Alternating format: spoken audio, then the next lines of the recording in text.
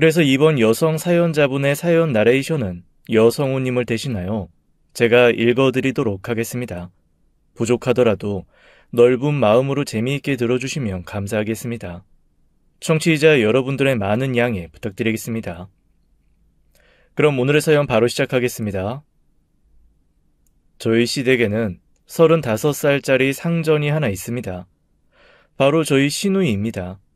70이 넘은 시부모님도 꼼짝 못하고 12살 위인 제 남편도 설설 기는 한마디로 집안의 실세죠. 저는 사실 위로 언니 셋에 저 그리고 마지막에 남동생이 있는 4남매의 셋째거든요. 얼굴도 안 보고 데려간다는 셋째 딸이지만 아들 귀한 집의 막내 동생 바로 위에 있는 누나라서 그런지 자랄 때도 별로 사랑받고 자란 편은 아닙니다.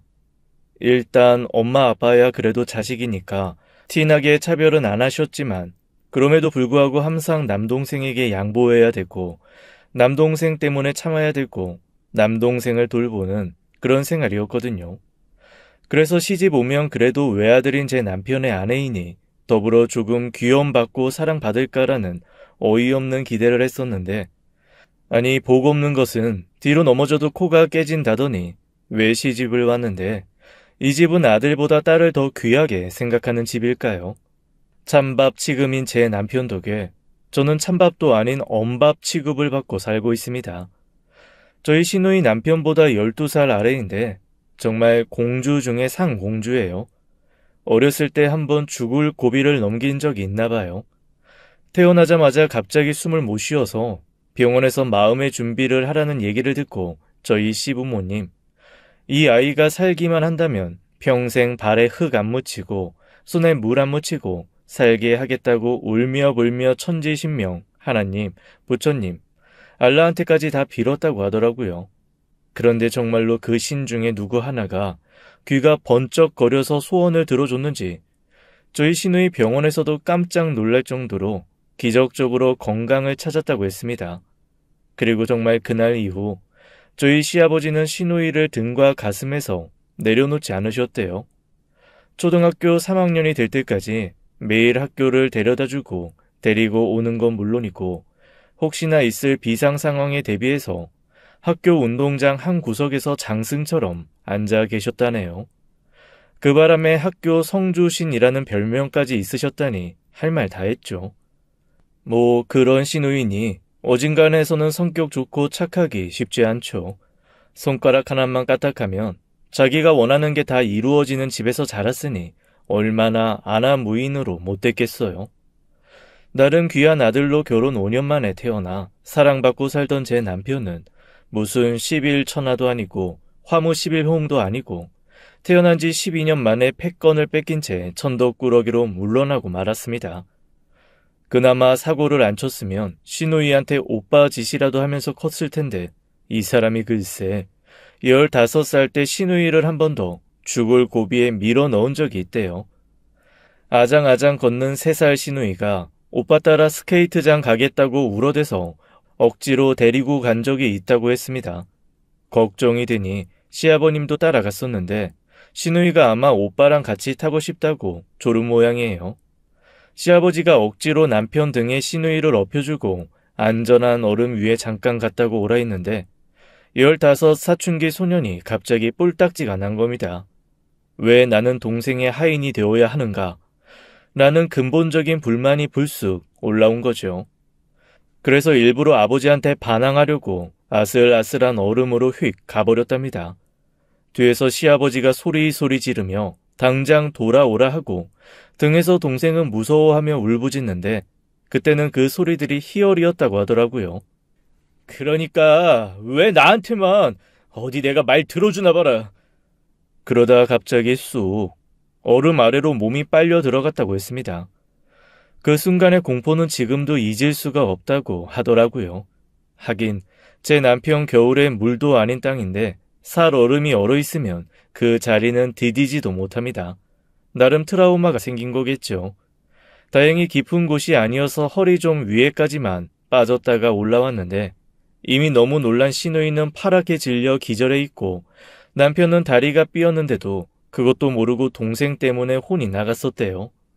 시아버지한테 뺨 맞고 간신히 정신 차린 후에 둘 다 병원에 갔는데 시누이는 이틀, 남편은 3일을 입원해 있었다네요.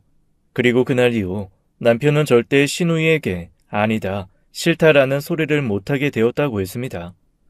그렇게 시누이의 기고만장은 어렸을 때부터 지금까지 쭉 계속되어 올 뿐 아니라 매년 업그레이드 될 수밖에 없는 상황이 계속 만들어진 거죠. 3살 때 자기 오빠를 복종시켰으니 그 이후에는 뭐 앞에 거칠 것이 없었겠죠. 누가 조금 괴롭힌다 싶으면 12살 위 오빠가 출동해서 해결해주고, 뭐가 갖고 싶다 하면 오빠와 엄마 아빠까지 다 나서서 안겨주니 대체 태어나서 자기 마음대로 안 되는 일이 뭐가 있었겠어요. 그 얘기를 처음 듣는데 사실 좀 부럽기는 하더라고요. 저는 맨날 양보하고 참는 것만 했지 뭘 제대로 가져본 기억이 없거든요. 내 거라는 생각이 별로 없이 살아서 그런지 시누이가 조금 부럽기도 했습니다. 처음에 제가 시집 올 때 저가 깜짝 놀란 건 시댁에 인사를 왔는데 제일 상석에 저희 시아버지 시어머니가 아니라 시누이가 키우던 개를 안고 딱 앉아있는 거였습니다. 일단 소파 한가운데 시누이가 개를 안고 앉아있으면 소파가 아닌 그 앞 바닥에 저희 시어머니, 시아버지가 앉아 계시더라고요. 뭐랄까, 왕자에 앉아있는 그 뒤에 수렴청정하는 데뷔마마가 앉아있는 듯한 느낌이었달까요? 일부러 제 기를 죽이려고 세팅을 한 게 아니라 정말 너무 자연스럽게 그렇게 앉아들 계시니 오히려 더 당황스러웠습니다. 게다가 조망만한 개가 얼마나 성질이 더럽게 으르렁거리고 가르릉거리는지 그럴 때마다 또 시누이는 얄밉게 한 소리를 하더라고요. 아우, 얘가 사람 볼 줄 아는데 왜 이렇게 으르렁일까? 왜, 별로야? 별로라서 그래? 참, 사람 앞에 두고 무한하게 그런 식으로 말을 하더라고요. 게다가 제가 시부모님 앞에 무릎 꿇고 얘기할 때마다 어쩐지 시누이와 개한테까지 무릎 꿇고 앉아있는 것 같아서 영 기분이 안 좋았습니다. 더 이상한 건 그런 시누이를 그 누구도 가르치지 않았다는 거였어요. 시어머니, 시아버지도 시누이가 그런 식으로 말하는데 전혀 타박 없이 그냥 개 머리만 쓰다듬고 마시더라고요. 그래서 나중에 남편한테 그러고 앉아있는 건 좀 버릇없는 것 같다라고 얘기했더니 남편이 연애할 때도 한번 안 그러던 사람이 정색을 하면서 저한테 이렇게 말하더라고요. 미안한데 우리 집에서는 절대 그 어떤 일이 있어도 무슨 일이 있어도 수양에 대한 건 말도 하지 마. 단 한마디도 불평불만 가르치는 소리, 그런 걸 하는 순간 너도 그렇고 나도 그렇고 그냥 끝이야. 아니 뭐 이렇게까지 얘기할 필요가 있나 싶어 어리둥절했지만 결혼 생활을 하다 보니 남편이 한 그 말이 진짜더라고요. 저는 그래서 시댁에 갈 때마다 시부모님 수발보다 시누이의 수발이 더 힘들어지기 시작했습니다. 사실 집에 있는 동안 이거 가져와라 저거 해달라 하는 건 그냥 눈 딱 감고 하면 됩니다. 그냥 집에 있는 거 갖다 주고 해주고 하면 되는 거니까요. 문제는 집 밖에서 뭔가 해서 가지고 오기를 바라는 게 점점 늘어난다는 거였지요. 왜 가끔 인터넷에 보면 배달하러 오는 사람한테 이것 좀 사와달라, 저것 좀 사와달라, 그런 식으로 이상한 갑질해서 욕먹는 사람들 있잖아요. 딱 저희 시누이가 그런 사람입니다. 저한테 그런 걸 항상 시켜요. 그것도 전화로 정중하게 부탁하는 것도 아니고 문자로 무슨 명령을 내리는 것처럼 딱 한마디 보내면 끝이에요. 제가 시댁에 간다는 얘기를 들으면 멀리 떨어져 있는 동네 무슨 제과점 이름을 대면서 거기에서 매일 오전 10시에 한정 판매하는 무슨 과자가 있는데 그것 좀 사오라고 오라는 식인 거죠. 가끔은 지방에서 파는 무슨 한정 판매 과자, 빵 이런 것도 요구합니다. 무시하면 된다고요? 큰일 나요. 일단 시부모님이 펄펄 뛰면서 사람을 달달 볶아서 그냥 여행 간다 셈치고 가서 사오는 게 속 편합니다. 오히려 살 수 있는 거면 감지덕지입니다. 그 외에 정말 5만 가지 걸 다 시키거든요. 무슨 콘서트 티켓 구해오라는 것부터 해외 한정판 신발을 주문하라는 것까지. 아니 제가 무슨 램프의 요정 지니도 아니고 그런 걸 어떻게 하나하나 다 구합니까? 그런데 구해내라고 땡깡도 아닌 당연하다는 듯 명령을 내리니 만약에 시누이가 해내라고 하는 걸 못했을 경우 시 부모님까지 동원해서 얼마나 저를 닥달하는지 모릅니다. 제가 무슨 자기 전용 시녀도 아니고 하녀도 아닌데 그렇게 괴롭히더라고요. 남편한테 몇 번 투덜거려봤지만 제 남편이 무슨 힘이 있나요? 그저 저한테 풀 죽어서 이렇게 말할 뿐입니다. 네가 이해해라. 내가 잘할게. 나도 진짜 너무 힘들다. 아니, 이걸 대체 언제까지 해야 돼? 쟤도 나이 들면 지치겠지. 아니면 지 남편 생기면 그 사람한테 해달라고 하구나.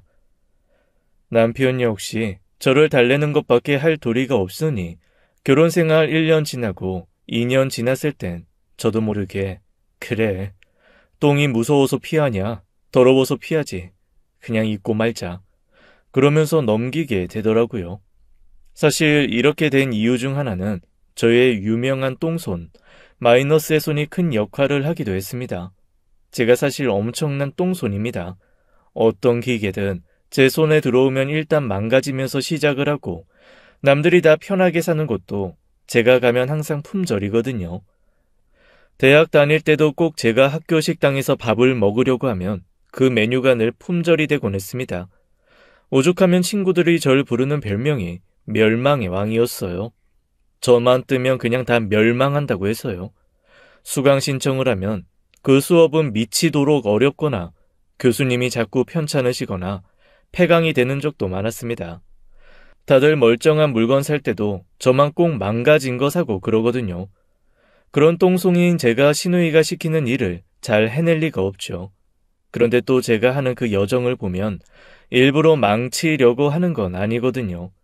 저 정말 할 때는 열심히 합니다. 비 오는 날 차를 몰고 가게를 갈 때 하필 자동차 바퀴가 펑크가 나서 못 가거나 새벽같이 가서 줄을 섰는데 가게 주인이 갑자기 응급실 가는 바람에 안 열거나 정말 불가항력적인 상황도 많았습니다. 한마디로 그냥 제가 재수가 없는 거죠. 제 얘기를 들어도 그렇고 제 남편 말을 들어도 그렇고 또 자기가 객관적으로 봐도 그렇고 제가 진짜 고생은 고생대로 하거든요.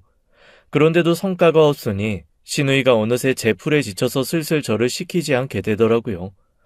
결혼 전에 먼저 결혼했던 친구가 저한테 이런 충고를 한번 한 적이 있었거든요. 있잖아. 시댁에 가서 시어머니가 과일 깎으라고 시키면 무조건 껍질을 아주 두껍게 깎아. 그리고 아예 맘먹고 껍질 깎다가 손을 확 베버려. 그러면 그 다음부터 절대 과일 깎는 거 안 시킨다? 그러면서 그 친구가 이런 말도 한번 덧붙였습니다. 그 다음엔 시어머니가 아끼는 그릇을 무조건 설거지할 때마다 하나씩 깨. 그러면 너는 설거지도 안 시켜. 음식하면 소금 넣어야 될 때 설탕 넣고, 설탕 넣어야 될 때 소금 넣고, 기름 넣어야 되는 곳에 젓갈 넣고, 젓갈 넣어야 되는 곳에 기름 넣어버려. 그러면 넌 부엌에서도 해방이야. 처음에 길들이기를 잘해야 돼. 열심히 한다고 잘해버릇하면 끝까지 부려먹는 게 시댁이고, 그냥 모르는 척 나는 몰라요 하면 조금 한심하고 멍청한 사람 취급은 받아도 몸은 편해. 그러니까 내가 가르쳐준 대로 해. 그래서 넌 아무것도 안 해? 안 해. 정말 가만히 앉아 있어. 시어머니가 시킬 게 없다 찾다가 나한테 빨래라도 널라고 하더라고. 그래서 내가 어떻게 했는 줄 알아? 어떻게 했는데? 똘똘 말려있는 그 상태 그대로 정말 빨랫줄 위에 곱게 올렸어. 안 털고? 그냥 그대로? 뭉쳐진 그 모습으로? 그렇게 두니까 빨래가 마를 리가 있니? 그대로 쉰내나면서 푹푹 썩고 있지. 시어머니가 나중에 그거 보고 아무 말 없이 빨래 다시 돌리시더니 그 다음엔 정말 나 아무것도 안 시키셨어. 수저도 놓으라 하면 밥그릇에 꽂아놓고 그랬거든. 제밥처럼. 심하다. 나도 심하기는 했는데 이렇게 안 하면 종년되는 거 금방이다 너. 그때는 제 친구 말을 들으면서도 뭐 그렇게까지 일부러 할 필요가 있나 했는데 의도치 않게 제가 워낙 타고난 똥손에 마이너스의 손이다 보니 자연스럽게 그냥 그렇게 되더라고요. 저희 시누이가 정말 노리고 또 노렸던 한정판 가방이 하나 있었거든요.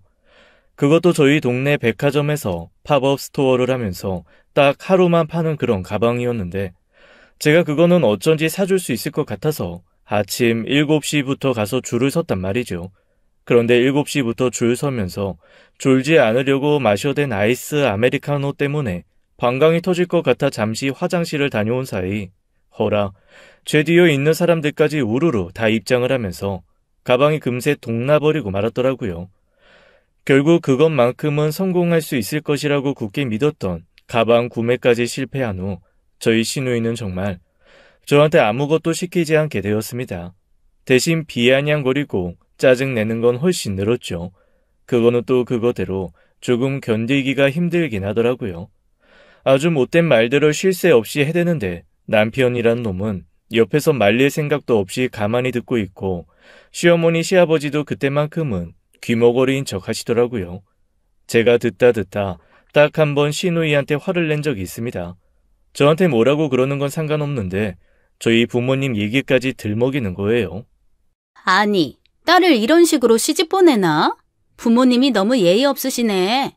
그 말에 제가 좀 발끈했습니다. 그래서 처음이자 마지막으로 시누이에게 와르르 쏟아부었죠. 예의 범절이란 단어의 뜻을 알기나 해요? 본인은 예의 있다고 생각해요? 지금까지 뭐 예의 있는 말에서 내가 받아준 줄 알아요? 지금 이 집에서 그쪽이 하는 말 그 누구도 반갑게 듣지 않아요.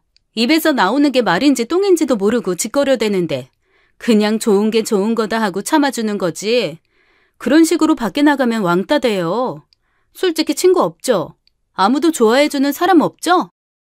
저는 그날 시댁의 지구의 멸망이 오는 줄 알았습니다.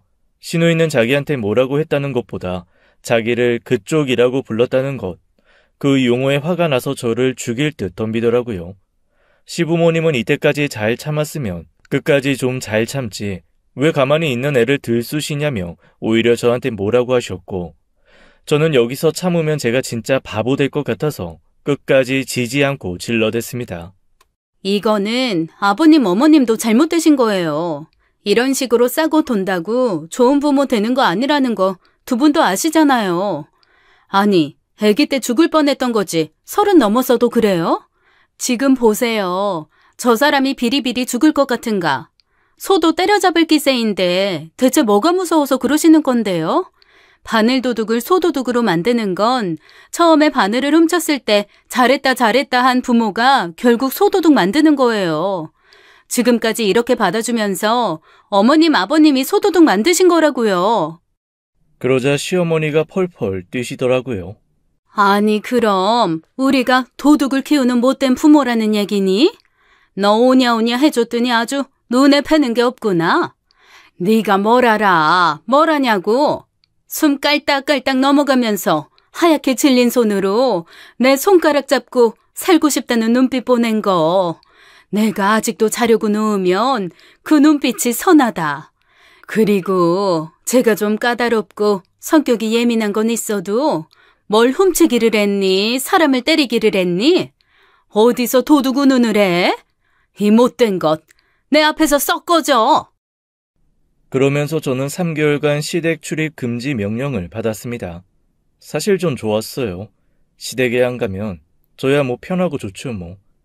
안 그래도 시부모님이 그래도 가족끼리 서로 얼굴 보면서 같이 시간을 보내야 된다는 말씀을 하시면서 2주에 한 번, 1주에 한 번 불러들이시는 거 정말 싫었거든요. 갈 때마다 시누이가 저를 위아래로 훑어보면서 조금 괜찮은 거 가져가면 요즘 살림 괜찮냐 그런 거 들고 다니는 걸 보니 라며 비아냥거리고 아주 후줄근하게 가면은 우리 오빠 창피하게 일부러 그러고 다니는 거냐고 또 한마디 한다는 게 진짜 지긋지긋했습니다. 아주 어느 타이밍에 맞춰서 춤을 춰야 될지 모르게 꽁시렁거려서 정말 너무너무 시댁 가기 싫었었거든요. 그런 참에 오지 말라고 하니까 옳지 하고 안 갔죠. 그런데 참 부부라는 게 그래요. 제가 그러고 안 가니까 제 남편이 삐들삐들 말라가는 게 보이더라고요. 아마 시댁에서는 그렇게 오지 말라고 해도 제가 숙이고 들어가서 빌기를 바라셨나 봐요. 그런데 저 또한 한번 성질 부리면 만만치 않은 성격이거든요. 참을 때는 정말 미련한 만큼 참다가 한번 화가 나면 다 뒤집어 엎는 성격이란 말이죠. 그런데 그런 저를 시댁에서 처음으로 뒤집어 엎게 만드신 거죠. 저는 정말로 3개월 꽉 채워 시댁에 가지 않았습니다. 그리고 딱 3개월 하고도 하루가 지난 그 주에 시댁에 갔더니 시어머니가 세모 눈을 하고 저를 보면서 정말로 3개월 채우고 온 거냐고 한마디 하시더라고요. 그래서 또 아무것도 모르는 눈치 없는 며느리인 양 그랬죠. 3개월 출입금지 하셔서 3개월 했는데요. 왜요? 더 할까요? 시어머니가 끙 하면서 한마디도 안 하시고 글쎄 시누이는 절 투명인간 취급하더라고요. 차라리 얼마나 편한지요.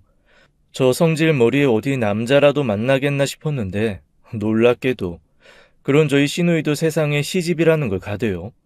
저는 저희 시누이 평생 시집 못 갈 줄 알았습니다.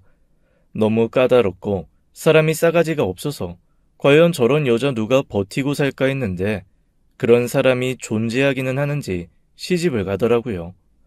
그것도 35 늦은 나이에 5살이나 어린 연하 남편 잡아서 결혼을 했습니다. 처음에 제가 슬그머니 물어봤거든요. 시누이 남편한테요. 저희 시누이가 어디가 그렇게 좋았어요? 그랬더니 그 사람이 씩 웃으면서 이러는 겁니다. 카리스마 있고 추진력 있고 그게 너무 좋았어요. 저는 조금 우유부단한 편이라 좀 이끌어주는 여자가 좋았거든요. 그런 면에 반했죠. 속으로 생각했어요. 카리스마 있는 게 아니라 그냥 자기 생각만 하는 건데 이거 조만간 사달라겠네. 아니나 다를까 결혼하고 딱 1년 뒤 시누이와 시누이의 남편은 피 터지게 싸움을 계속하며 이혼을 한 해 만에 네가 잘했네 내가 잘했네 싸우다가 결국 갈라서게 되었습니다. 시누이가 결혼할 때 있는 살림 없는 살림 끌어서 대출도 최대치로 받은 시부모님이 날벼락이었죠.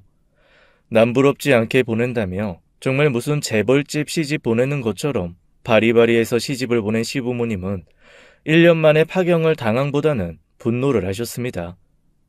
당연히 모든 게 다 남자 잘못이라는 쪽으로 끌고 가시더라고요.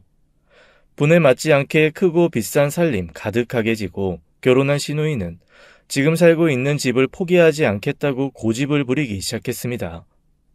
집은 남자 쪽에서 사고 살림은 시누이가 했던 거라 재산 분할을 해도 집은 남자 쪽에서 가져가게 됐는데 시누이가 전망 좋고 평수 넓은 데다 자기 취향대로 완벽하게 꾸민 그 공간을 포기하지 못한 겁니다. 결국 살림해주면서 대출을 영혼까지 당겼던 시부모님은 다시 없는 영혼을 쥐어짜서 그 집을 울며 겨자 먹기로 사주시게 되었습니다. 시누이의 남편은 딱 절반 재산 분할을 얘기하면서 정말 한 푼도 깎아주지 않고 그 집을 시누이, 저희 어머님 아버님에게 팔았습니다. 아니 아무리 그래도 어떻게 저렇게 당당할 수 있지 싶었는데 알고 보니 혼인 파탄 이유가 시누이에게 있더라고요. 세상에 결혼 중에 클럽에서 만난 남자랑 원나잇 한 걸 들켰대요. 그것도 3번이나. 귀한 딸이 그러고 놀고 다니는 걸 소문낼 수 없었던 시부모님이 그냥 돈을 빠르게 쥐어주고 무마시키려 하신 거죠. 이게 바늘도둑 소도둑 만드는 현장이 아니고 뭐랍니까 글쎄. 게다가 저 같으면 이혼한 남편이랑 살던 집 그냥 줘도 살기 싫을 것 같은데 넓은 집에 자기 편한 살림 그대로 유지하면서 살고 싶었나 봐요. 절대 이사도 안 가고 집도 안 비워줄 거라고 고집을 피우더라고요. 정말 이상한 성격이죠. 그런데 문제는 여기서부터 발생했습니다. 시누이의 남편이 급하게 넘긴 그 집이 알고 보니 뭔가 되게 복잡한 근저당 설정 이런 게 되어 있었나 봐요. 어머님 아버님이 흥분해서 이래저래 떠드시는데 제가 부동산에 대해서 잘 알지는 못하거든요. 대충 정리해보자면 시누이 남편 말만 믿고 시누이 소문 나기 전에 대충 이혼 무마하려고 그 집을 사긴 샀습니다. 시누이 남편에게 계약서 써서 돈까지 줬는데 중간에 공증인을 낀 것도 아니고 이혼 마무리하느라 정신없는 바람에 구체적인 등기부 등본 같은 건 확인을 안 하셨던 모양입니다. 거기서부터 일단 저는 이해가 되지 않았어요. 아니 부동산 거래에서 등기부 등본은 기본 아닌가요? 그리고 왜 부동산을 끼고 거래를 안 하고 자기네들끼리 한 건지. 게다가 이혼한 마당에 서류 접수며 마지막 정리는 또 왜 신우이 남편을 시킨 건지. 저로서는 이해할 수 없는 일투성이었지만 여튼 이미 일은 벌어진 상황이었습니다. 그런데 알고 보니 신우이 남편이 사기꾼이었던 건지 어쨌는지 그 집을 작정하고 몇 달 전부터 담보대출 받아서 돈을 끌어다 썼던 모양이더라고요. 어쨌거나 그 집의 소유권이 이미 신우이 부부가 아니었던 거죠. 대부분 은행의 소유로 되어 있는 바람에 결과적으로는 신우이가 그 집을 비우고 나와야 하는 상황이 발생한 겁니다. 신우이는 자기는 이 정도 사이즈 집 아니면 못 산다고 징징거리기 시작했습니다. 아주 아비규환 난리 그런 난리가 없었죠. 저는 그러거나 말거나 강 건너 불구경, 사실 속으로는 뭐 이런 생각했습니다. 아니 그러게 누가 그렇게 멍청하게 제대로 알아보지도 않고 일단 돈부터 덥석덥석 주냐? 에휴, 다 자기 발등 자기가 찍은 거지. 그런데 뭐 남편 가족한테 걸린 일이니 제가 그 말을 대놓고 할 수는 없고 그냥 속으로 가만히 있었죠. 그런데 남편 놈이 저한테 그러는 겁니다. 신우이가 너무 불쌍하다나요? 그래서 제가 무심하게 그랬습니다. 아니, 그렇게 따지면 세상에 안 불쌍한 사람 어딨냐? 그래도 신우이는 부모 형제가 다 도와주고 가족들이 아껴주잖아. 이혼한 여자 중에 그런 것도 없고 아무런 지원도 없이 아이까지 함께 쫓겨나서 호롤단신 고시원 왔다 갔다 하면서 사는 사람도 있더라. 그 정도면 행복한 거야. 그랬더니 남편이 저한테 버럭 성을 내며 그러는 겁니다. 너는 사람이 어떻게 그렇게 무심하고 쌀쌀맞냐. 아니 애가 당장 살고 싶은 집에서도 못 살고 저 많은 살림 끌고 어디론가로 다 가야 한다는데 어떻게 그런 말이 나와. 그럼 내가 여기서 뭐라 그래? 뭐 집이라도 사줘야 돼? 그러고 싶다 하더라도 그럴 능력이 있어? 그랬더니 남편이 옳다구나 하는 얼굴로 저한테 글쎄 뭐라 그러는 줄 아세요? 그러지 말고 우리 이 집 걔한테 증여해주면 어때? 저는 순간 제가 뭘 들었나 했습니다. 사람이 말한 것 같긴 한데 사람 말 같지도 않은 소리가 귀로 흘러 들어오니 어이가 없더라고요. 제가 들고 있던 물건을 탁 내려놓고 남편을 매섭게 노려보며 물었습니다. 다시 한번 말해봐. 뭐라고? 아니, 너랑 나는 둘 다 벌고 그 다음에 대출 조금 끼면 이자 갚아가면서 몇 년 안에 이런 집 하나 또 구할 수 있지만 쟤는 지금 마땅한 직업도 없고 당장 살 집도 없잖아. 몇 달 안에 나가야 한다는데 일단 우리가 이 집을 비워서 쟤 들어오게 하고 우리는 전세 갔다가 거기서 다시 집 사서 옮기면 되지 않을까 해서 하는 말이지. 너무 기가 막히니까 사람이 아무런 말이 안 나오더라고요. 알고 있는 모든 단어가 머릿속에 남아있지 않고 그냥 제 주변을 기역, 니은, 디귿, 리을 형태로 맴맴 도는 것 같았습니다. 조금 정신을 차린 후에 남편에게 미친 듯이 퍼붓기 시작했습니다. 네가 미친놈이지? 아니, 그게 말이 된다고 생각해? 너랑 나랑 이 집 마련하는데 5년 걸렸어. 지금도 아직 남은 대출이 몇 천인데. 뭐? 뭐가 어쩌고 저쩌지? 우리는 계속 앞으로 벌 거니까 대출을 받자고? 전세로 옮기자고? 이 집을 네 동생 주자고? 네가 돌았구나.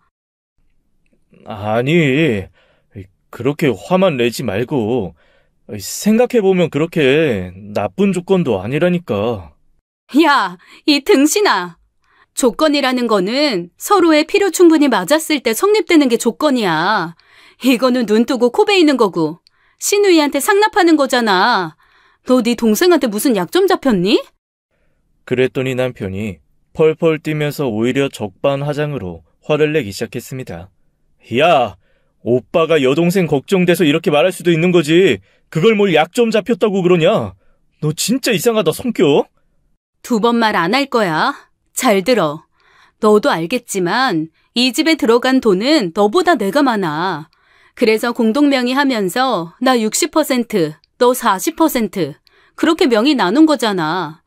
그런데 뭐가 어쩌고 저쩌? 이 집을 누구를 줘? 오빠가 여동생한테 해주고 싶은 게 있으면 혼자 알아서 해.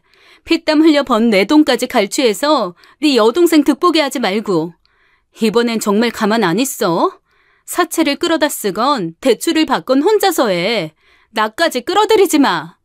한 번 더 그런 개소리 할 거면 입도 열지 마. 내가 시부모님이고 네 동생이고 이번에는 안 참아. 그리고 당장 신우이한테 전화를 걸었습니다. 흥분을 가라앉히지 못하고 미친 듯이 퍼부었죠. 혹시 오빠한테 이 집 달라고 했어요? 네. 아니, 너무 당당하게 그렇다고 대답을 하니까 더 어이가 없더라고요. 이 사람은 염치라는 게 없나, 양심도 없나라는 생각이 들면서 기가 막혔습니다. 아니 진짜 도둑이네. 돈 1,000만 원 빌려달라는 것처럼 그렇게 아무렇지도 않게 집을 달라고 그래요? 아니, 이 집은 4달 안에 빼줘야 하고 엄마 집이랑도 가깝고 그 집이 내가 살기 나쁘지 않을 것 같아서요. 그리고 지금 내가 가지고 있는 살림 가지고 들어가기도 편한 구조의 평수잖아요. 여러모로 딱 적당해서 달라고 그런 건데 왜요? 이거 오빠 집 아니에요. 오빠랑 제 집이지. 저한테도 분명히 이 집에 소유권이 있다고요. 그런데 어떻게 그렇게 오빠한테 집 달라고 당당하게 요구할 수가 있어요? 아, 그거는 두 부부 사이 일이니까 나한테 구구절절 말할 필요 없고 부부가 알아서 해결하시고 어쨌건 나는 그 집 필요해요. 집 줘요. 나 여기 이사 4달 뒤에 나가야 되니까 그 안에 해결해줬으면 좋겠는데. 말이 안 통해서 전화를 확 끊어버렸습니다. 그리고 곧 시어머니에게 전화를 했는데 짠 듯이 시어머니, 시아버지 둘 다 전화를 받지 않으시더라고요. 그날 저는 남편을 정말 기절하기 직전까지 달달 볶으며 괴롭혔습니다. 하지만 남편은 아무 말도 하지 않고 그냥 집 주고 시누이와 인연을 끊자는 얘기까지 하더라고요. 그런데 남편 입에서 시누이와 인연을 끊자는 얘기가 나오는 순간 뭔가 이상한 기분이 드는 겁니다. 이거 분명히 이 자식 정말로 뭔가 약점을 잡혔구나 하는 생각이 확 들더라고요. 그래서 일단 2보 전진을 위한 1보 후퇴를 하기 위해 그날 저녁은 그걸로 마무리를 지었죠. 그리고 다음날 시누이를 만났습니다. 이미 전날 제가 한번 전화로 난리를 쳐서 그런지 시누이가 잔뜩 굳은 얼굴로 나와서 셀쭉하게 앉아 있더라고요. 자, 솔직하게 서로 말합시다. 그 집 내가 지분이 더 많아요. 오빠한테 지분 별로 없는 거 알고 있어요? 내가 주겠다고 마음먹으면 모를까? 당신 오빠 그 집에 대해 지분 주장할 수 있는 형편은 안 되거든요. 그러자 시누이가 적잖이 당황한 얼굴을 하더라고요. 집에 지분이 있다는 것도 몰랐던 눈치였습니다. 오빠 명의가 아니에요? 네, 제 명의가 60%예요. 막말로 내가 수틀리면 집 확 팔아버리고 돈 들고 나가버리면 그만이라고. 그러니까 솔직합시다 우리. 나 여자로서 이해해요. 이혼하고 구질구질하게 살기 싫겠죠. 그거 이해 못하는 거 아니라니까요. 그런데 오빠가 나에게 솔직하지 않은 이상 나는 아무것도 할 수가 없어요. 까놓고 말해서 이 집에서 내가 사는 거 남편 하나 보고 사는 건데 그 사람에 대한 신뢰가 없는 마당에 남편 동생 뭐 해주고 싶겠어요? 잘 생각해요. 지금 누구 편에서야 살림 유지하고 살 수 있을지 판단 잘하라고요. 사실 반신반의하면서 지른 말이기는 했습니다. 아무리 바보 같고 눈앞의 것에 현혹되어 할랑할랑 흔들리는 멍청이더라도 설마 자기 오빠 뒤통수를 치겠나 싶었던 거죠. 그럼에도 시누이라면 홀라당 넘어올 수 있겠다 싶은 마음도 한켠에 있어서 훅 던진 미끼였어요. 그런데 참 욕심 많고 바보 같은 우리 시누이, 그 미끼를 확 물더라고요. 오빠를 공동의 적으로 돌려서 제 마음을 조금 위로해주거나 꼬리 살랑거리며 달래주면 제가 그래요, 집 가지세요 라고 할 줄 알았나 봅니다. 글쎄 저한테 싱글싱글 웃으면서 딱 이러더라고요. 그러게. 우리 오빠가 나한테 그런 약점만 안 잡혔어도 내가 이러진 않았을 텐데 뭐. 언니한테 좀 미안하긴 했고 뭐 나도 따지고 보면 공범이긴 한데 언니가 그렇게까지 말하니까 솔직하게 말하는 거예요. 알았죠? 언니가 사실을 모른 채 당하는 것도 좀 불쌍하니까. 일단 말은 해줄게요. 뭔데요? 정말 뭐가 있기는 한 거죠? 우리 오빠, 내 가장 친한 친구랑 바람 펴요. 뭐라고요? 바람이요? 언니 그동안 내가 오빠 불러낸다고 엄청 짜증냈죠? 근데 내가 오빠를 왜 불러내겠어요? 난 오빠랑 별로 할 말이 없는 사람이에요. 돈이나 주면 모를까. 오빠 불러낸 거 다 내 친구랑 만나는 거 내가 알리바이 만들어주려고 그런 거야. 물론 오빠랑 내 친구가 그 대가로 나한테 뭐 몇 푼 쥐어주긴 했어요. 나도 뭐 용돈벌이라 생각한 거지. 사실 처음에는 그렇게 둘이 심각한 관계가 될 줄 몰랐어요. 근데 둘이 좋아 죽겠다는데 어떡해? 미치겠다는데, 사랑이라는데. 그러면 지금 그 두 사람의 불륜을 그냥 두고 본 거네요? 나 몰래? 둘이 만난 지는 얼마나 됐어요? 한 1년 정도 됐나? 신우이는 정말 철없고 생각이 없더라고요. 저랑 오빠 얘기를 하고 있다는 건 이미 잊은 것 같았습니다. 그냥 아는 사람이 바람핀 얘기를 아는 언니랑 떠드는 것처럼 너무 자연스럽게 술술 얘기를 해버려서 오히려 제가 당황스러울 정도였어요. 그런데 내가 얼마 전에 그랬거든요.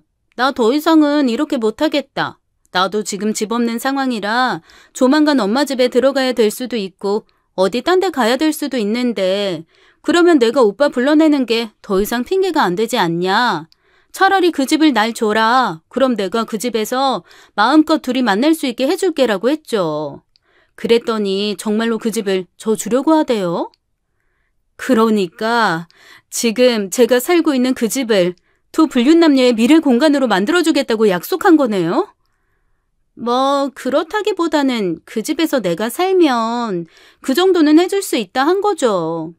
근데 오빠가 알겠다고 하더라고요. 집 주겠다고. 사실 제가 집 안 주면 언니한테 다 불어버린다. 엄마 아빠한테 이를 거다라고 했거든요. 쫄아버린 거지 그 인간이. 근데 집 준다는데 누가 싫다 그래요? 바보 아닌 이상. 머리에서 피가 거꾸로 솟는 줄 알았습니다. 하지만 신우이 앞에서 그 모든 걸 티냈다가는 될 일도 안 될 것 같아서 그냥 차분히 이렇게 얘기했습니다. 알았어요. 미안하지만 그냥 조금만 가만히 있어 줄래요? 오빠랑 해결하고 어떻게 우리가 정리해서 나가든가 집을 넘기더라도 뭘 어떻게 해야 할지 논의는 해야 하니까요. 대신 제 조건도 있어요. 뭔데요? 나야 뭐 집만 준다고 하면 어지간한 건 들어줄 용의가 있죠. 그 친구 어디 살아요? 신우이가 잠시 망설이더라고요. 왜요? 가서 머리끄댕이라도 잡게요? 아니요. 그런 거 너무 옛날 방식이죠. 그래도 명색이 남편 내연녀인데 가서 얼굴 한 번은 봐야 될 것 같아서요. 근데 언니 내가 생각한 것보다 되게 담담하고 무섭네요. 어쩜 이렇게 흥분도 안 하고 가만히 있을 수가 있지? 엄청 신기하다. 오빠에 대한 애정이 없는 건가? 그럴 수도 있고요. 어쨌건 그쪽이 얘기했다고 얘기 안 할 거니까 어디 사는지만 얘기해줘요. 어떤 사람인지. 그러자 신우이는 저한테 친절하게 그 친구의 사진까지 보여주며 친구 집을 알려주더라고요. 저는 신우이에게 당분간 모든 게 정리될 때까지는 그냥 좀 잠자코 있어 달라고 부탁했습니다. 제 말을 들어야 어찌 집이라도 하나 얻을 것 같았는지 멍청한 신우이, 그러겠다고 저한테 새끼손가락까지 내밀더라고요. 그 손가락까지 걸 비위는 없어서 그냥 쌩끗 웃으며 나와버렸습니다. 하지만 나오는 순간 참 많은 것이 암담해졌어요. 너무 속상하더라고요. 대체 이걸 어떻게 해야 되나 싶기도 하고 그냥 참고 지내는 건 더 아닌 것 같았습니다. 애써 정신을 차리고 바로 신우이가 알려준 그 불륜녀의 집을 찾아갔죠. 저희 집에서 불과 10분도 떨어지지 않은 곳이더라고요. 지근간의 마누라와 불륜녀를 두고 왔다 갔다 하느라고 제 남편이 얼마나 바빴을까요? 참 정신없었겠다 싶어서 어이도 없고 헛웃음이 나왔습니다. 그런데 원수는 외나무 다리에서 만난다고 했던가요? 신우이가 보여준 사진의 그 여자가 뭐가 그렇게 즐거운지 착 달라붙는 레깅스를 입고 뭔가 장을 봐서 들어가는 것 같더라고요. 다가가서 그 여자의 등을 톡톡 건드렸습니다. 저를 돌아본 여자가 순간 당황한 얼굴을 하더라고요. 제가 말했습니다. 얼굴 보니까 저 누군지 아는 것 같네요. 저랑 얘기 좀 하시죠. 네? 누구신데요? 다 알고 왔으니까 얘기 좀 하자고요. 그러자 그 여자가 엄청 당황하더라고요. 제가 다 알고 왔다는 말에 뭔가 기가 죽은 모습이었습니다. 아주 조직적으로 바람을 피우셨던데 근처 필라테스 학원 선생님이라면서요? 이 동네 맘카페 얼마나 무서운 줄 알죠? 소문나면 안 좋을 텐데. 아니 저기요. 뭘 잘못 알긴 다 듣고 왔는데. 전후 사정 다 알고 왔다고요. 우리 신우이가 그렇게 입이 무거운 사람이 아니라는 건 그쪽도 알죠? 제 입에서 신우이 얘기가 나오자 그 불륜녀의 얼굴이 하얗게 질렸습니다.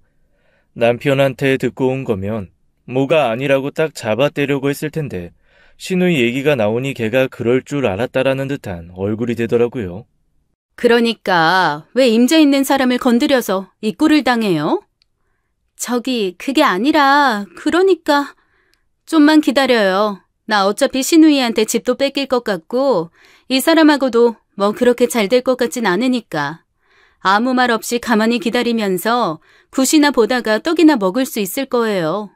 섣불리 이상한 짓 하지 말라고 충고하러 왔어요. 이혼하시게요? 그거야 모르죠. 왜요? 이혼하면 데리고 살게요? 아니, 그건 저도 책임지지도 않을 걸 왜 건드렸대? 어쨌건 지금 내 남편한테 내가 찾아왔다는 얘기 들어가면 저 그쪽 이 동네에 다시는 발도 못 붙일 뿐 아니라 그쪽 학원 낼 때마다 그 앞에서 플래카드 들고 불륜녀라고 소문낼 거예요. 그러니까 입 다물고 가만히 있어요. 알았죠? 네, 알겠습니다. 신우이의 친구라곤 하지만 그 반의 반도 안 되는 담력을 가지고 있는 여자더라고요. 대체 저런 여자가 어떻게 남의 남자를 넘봐서 꼬셨는지, 아니면 제 멍청한 남자가 작정하고 꼬신 거에 넘어간 더 멍청한 여잔지 알 도리는 없었죠. 어쨌건 불륜녀까지 만나고 저는 집으로 들어왔습니다. 아무리 앉아서 생각해도 도저히 그냥 참고 넘어갈 수는 없더라고요. 그래서 일단 부동산에 집을 내놨습니다. 그리고 변호사를 찾아서 이혼을 준비하기 시작했어요. 다행히 집 지분도 제가 많고 그동안 제가 조금 더 돈을 벌었던 게 증명이 되었거든요. 시어머니나 시누이가 저한테 막말할 때마다 녹음해둔 것도 좀 있었고요. 결정적으로 그 과정에서 또 기절할 만한 사실을 하나 알게 되었습니다. 남편이 거액의 빚을 지고 있더라고요. 그동안 바람핀 거 빌미로 시누이한테 약점 잡혀서 100만원, 500만원, 1000만원, 2000만원, 아주 금액도 다양하고 대출 받은 곳도 다양하게 말 그대로 영혼까지 끌어모아 돈을 해줬더라고요. 유일하게 집만 안 건드렸지 글쎄 자동차까지 담보 잡혀서 돈을 빌렸더라니까요.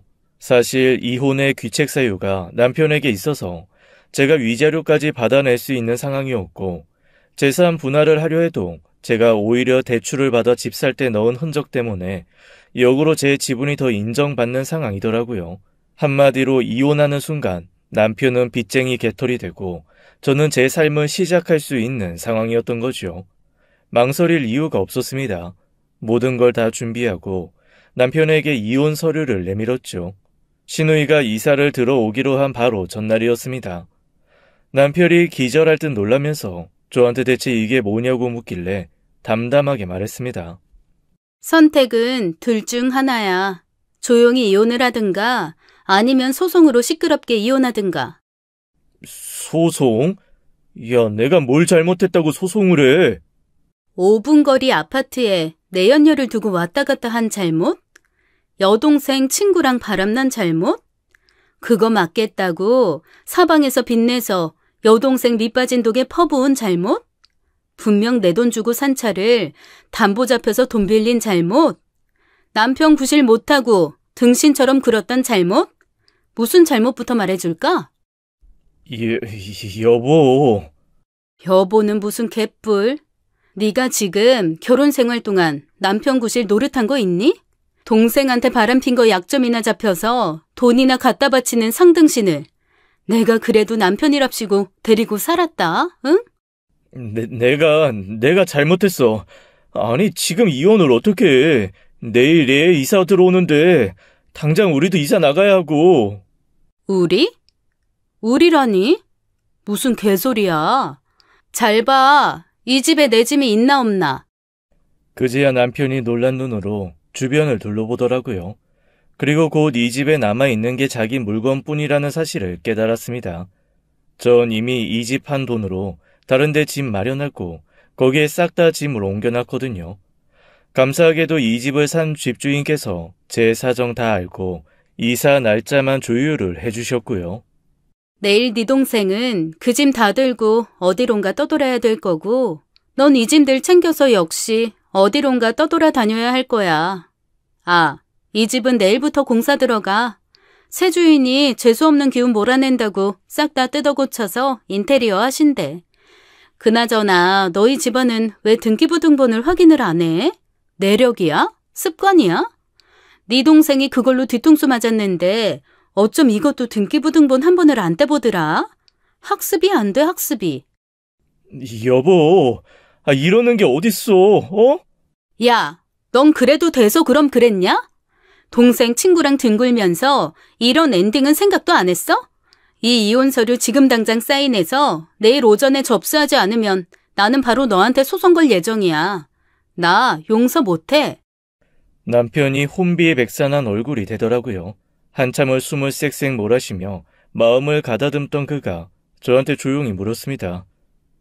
그런데 어떻게 알았어? 혹시 내 뒤 밟았어? 진짜 가지가지하네. 네 동생이 이 집이 탐나서 묻지도 않은 것까지 아주 줄줄이 다 털어놓더라.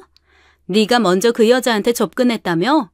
몸이 쑤셔서 운동한다고 그렇게 열심히 헬스장 가더니 그 여자 집에서 운동했더라 너?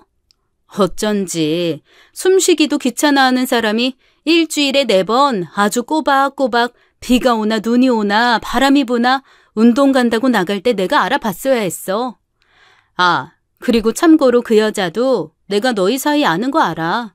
그런데 내가 입 여는 순간 지구상 그 어디에서도 돈 벌어먹고 살지 못하게 할 거라고 했더니 쫄았나 보더라고. 요 몇 달 너 피하는 거 못 느꼈어? 이 등신아, 너 여동생한테도 팽당하고 바람핀 년한테도 버림받은 거야. 신우이가 저한테 모든 걸 다 털어놨다는 얘기를 듣자마자 남편은 광분하며 펄펄 뛰었습니다. 아이씨, 절대 말하지 않기로 했으면서 그렇게 말해버리는 게 어딨어. 그래놓고 나한테 집을 달래? 화를 내는 남편에게 제가 어이없다는 듯이 얘기했죠. 야, 말을 한 애가 나쁜 게 아니고 그런 짓을 저지른 네가 쓰레기야. 아직도 뭐가 잘못인지를 모르겠어? 그제야 남편이 아무 말도 못하더라고요. 저는 그날 저녁 남편을 내쫓고 집 문을 굳게 걸어 잠궜습니다. 비밀번호도 싹 바꿔버렸어요.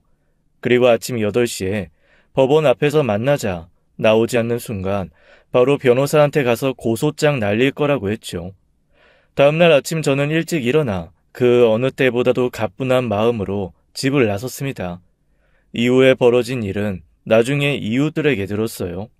오전 10시쯤 아무것도 모르는 신우이가 이삿짐 차에 자기 살림 듬뿍 들고 저희 집 앞까지 왔다가 있는 대로 때려 부수고 있는 집을 보고 광분해서 펄펄 뛰었다 하더라고요.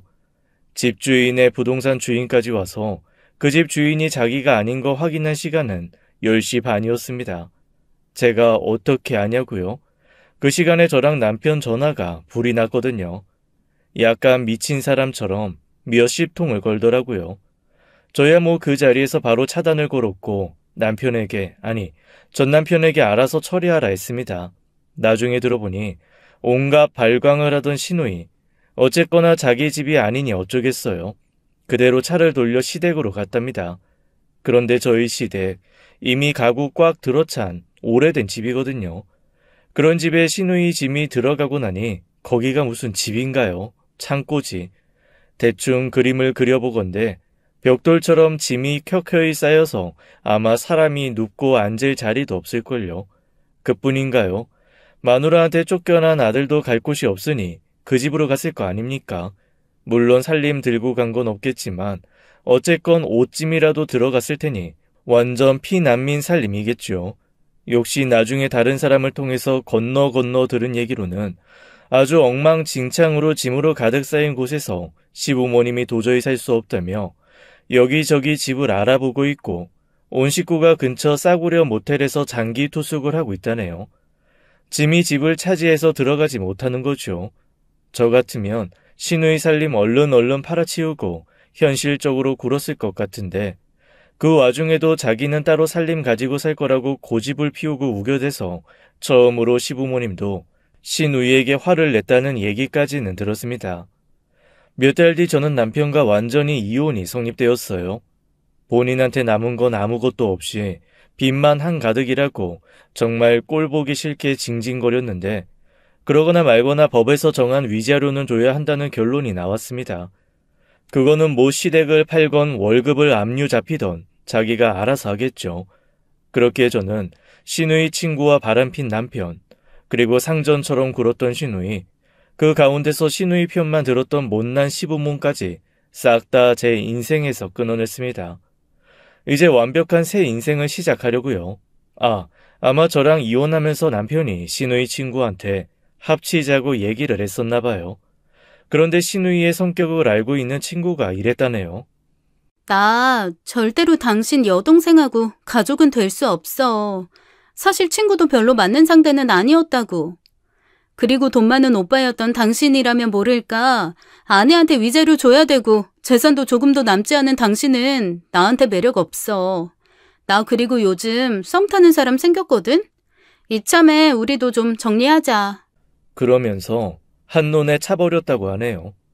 이 멍청한 남자가 당장 갈 곳이 없으니 자기와 여동생만이라도 좀 머물 수 있겠냐고 물으면서 합치자고 한 모양이에요. 이렇게까지 된 와중에 여동생을 놓지 못하는 걸 보면 아무래도 사랑은 아닌 것 같고 책임감도 아닌 그냥 가스라이팅 아닐까 싶더라고요. 그렇게 제 전남편은 아무에게도 환영받지 못하는 천덕꾸러기가 돼서 지금 어디 구석의 작은 원룸 새방에서 우울하게 살고 있다는 소식까지 들었습니다. 시누이는 자기를 예전처럼 대해주지 않는 부모님과 함께 매일매일 전쟁처럼 싸우며 그 콩 반쪽만한 집에서 여전히 그 살림을 다 이고지고 살고 있고요. 저는 결혼 전에 잠시 배웠던 도예를 다시 해보려 합니다. 번듯한 그릇을 구워내는 도예가 아니라 제가 했던 건 깨진 그릇을 붙여서 새로운 느낌이 나게 만드는 일이었거든요. 완벽하지는 않지만 깨진 조각 사이에 뭔가를 채워 넣어 무늬처럼 만들기도 하고 그 무늬가 또 다른 작품처럼 보이기도 해서 몹시 좋아하던 일이었습니다. 만날 흙이나 만진다고 시부모님이 하도 싫어하셔서 그만뒀지만 도예는 늘 제게 평안을 주는 일이니까요. 파편을 이어가며 차분히 깨져버린 제 인생도 한번 연결해 보려고요. 언젠가 제 삶도 작품처럼 빛날 날을 기다리면서 말입니다.